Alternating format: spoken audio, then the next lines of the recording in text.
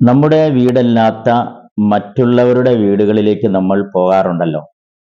അങ്ങനെ പോകുമ്പോൾ പാലിക്കേണ്ട ഒരു അദബ്, കാണിക്കേണ്ട ഒരു മര്യാദ പരിശുദ്ധ ഖുർആനിലെ സൂറത്ത് നൂറിൽ അള്ളാഹു അറിയിച്ചു തരുന്നുണ്ട്.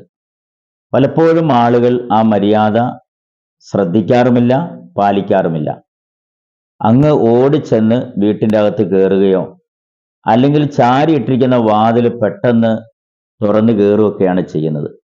ഒരു പക്ഷേ വീട്ടുകാർക്ക് അത് ബുദ്ധിമുട്ടാവാം, കാണാൻ പാടില്ലാത്ത കാഴ്ചകൾ കാണാനിടയാവും. ഒരിക്കലും അത് ഇസ്ലാം അനുവദിക്കുന്നില്ല.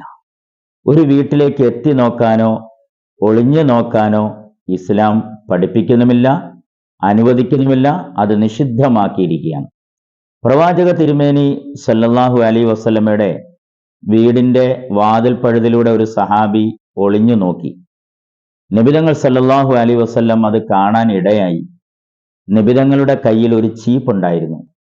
നബിതങ്ങൾ വളരെയധികം ദേഷ്യപ്പെട്ട് കോപാകുലനായി അദ്ദേഹത്തോട് പറഞ്ഞു, ഈ ചീപ്പ് കൊണ്ട് ഞാൻ നിന്റെ കണ്ണിൽ കുത്തുമെന്ന്. അതുകൊണ്ട് ഒരു വീട്ടിലേക്കും എത്തി നോക്കാനോ അനുവാദമില്ലാതെ അകത്തേക്ക് പ്രവേശിക്കാനോ ഇസ്ലാം അനുവദിക്കുന്നില്ല. അത് ഹറാമാക്കിയിരിക്കുകയാണ്. സൂറത്ത് നൂറിൽ പഠിപ്പിക്കുന്ന അദബ് ഇതാണ്: ലാ തദ്ഖുലു ബുയൂതൻ ഗൈറ ബുയൂതിക്കും ഹത്താ തസ്തഅനിസു വതുസല്ലിമു അലാ അഹ്ലിഹാ.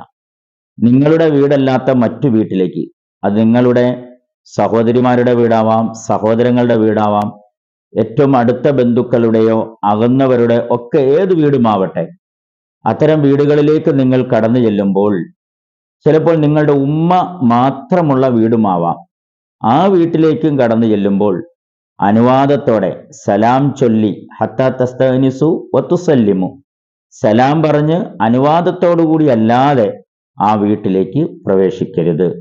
ഖുർആൻ വളരെ കണിശമായിട്ടാണ് ഇത് ഓർമ്മപ്പെടുത്തുന്നത്, പഠിപ്പിക്കുന്നത്.